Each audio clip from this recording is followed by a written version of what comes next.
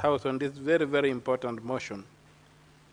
The question of bursaries in Kenya is a serious question and one that needs sober attention because it is founded on the constitutional requirement that, or provision that basic education is a right and the state is a duty bearer and the state must ensure that people go to school. And the state has allocated money, it's not little money, but the problem is that it's so fragmented. The bursaries are so fragmented. You have some going through the ministry, others going through the various cadres of politicians, others even going through the Kenyatta Foundation. And basically, the basic concept of a bursary is that a bursary is given for needy students.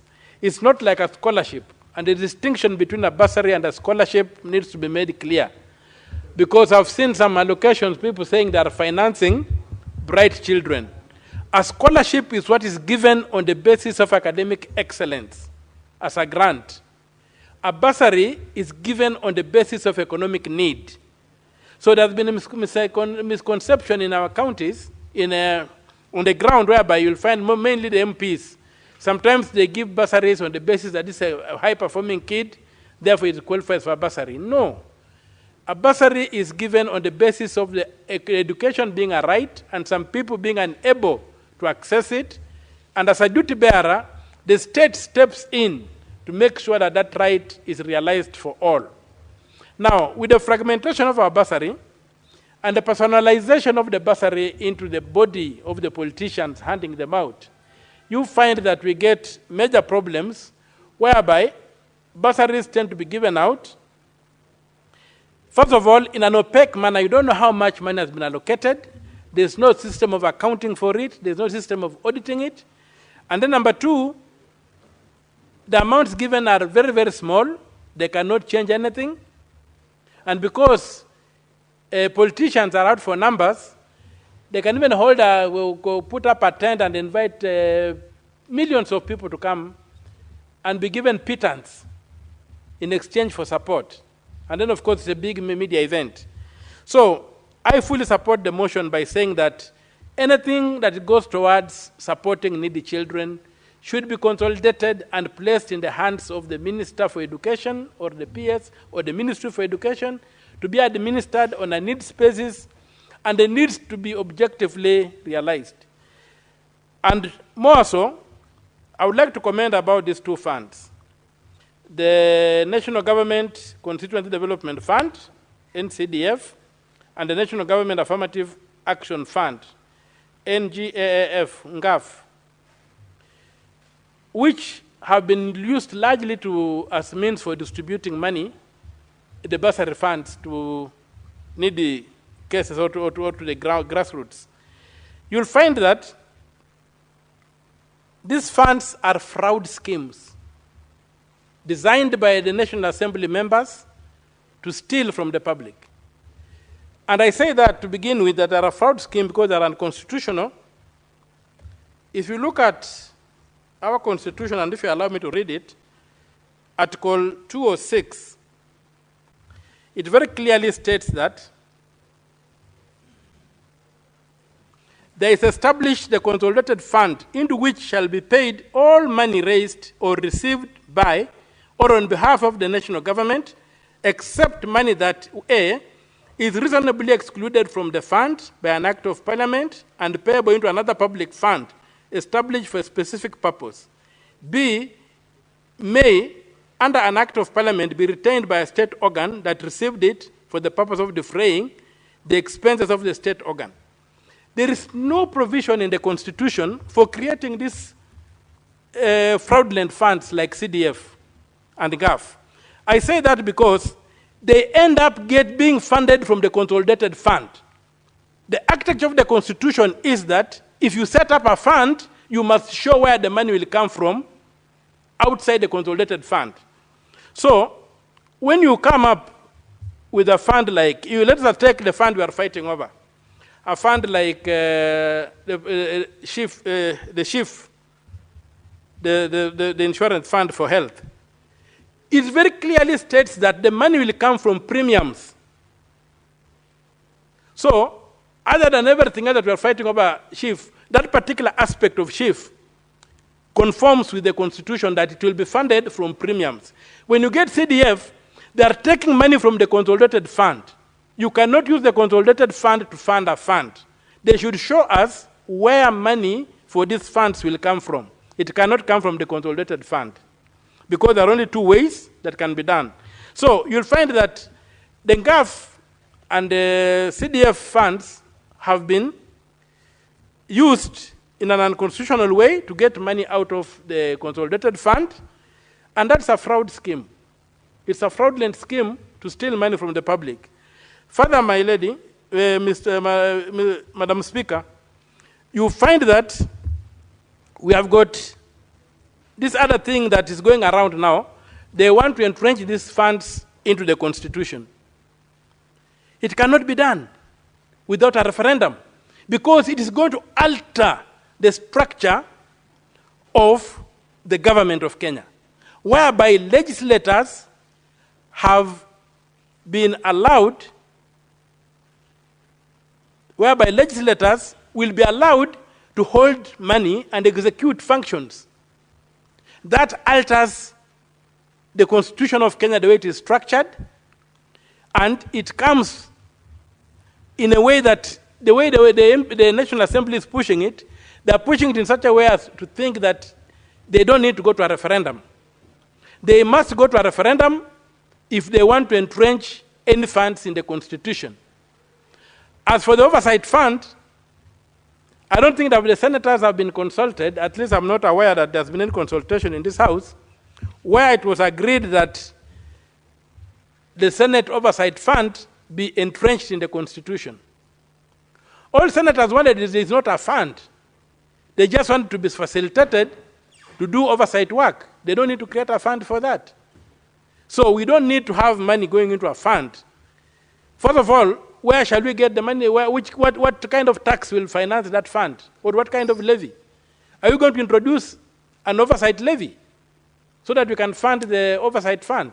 We are not. So it's my prayer, Madam Speaker, that the National Assembly allows the Constitution of Kenya to operate. They are creatures of the Constitution. They cannot purport to put themselves above the Constitution. They cannot purport to disobey court orders. The courts have issued orders declaring this particular fund unconstitutional, the two unconstitutional. So there can be no basis for them to say that by public participation, they are going to override a decision of the court. And that can only be done if there's a referendum that will change the structure of the Constitution, especially on the doctrine of separation of powers. I would also want to raise the question of governors giving out bursary funds. Bursary funds, the functions of governors is ECD and TVETs. When they begin giving up bursary funds for primary schools, secondary schools, and colleges and universities, they have absolutely no basis for doing that. And I want to congratulate the Control of Budget when she came up clearly and clarified what the law is.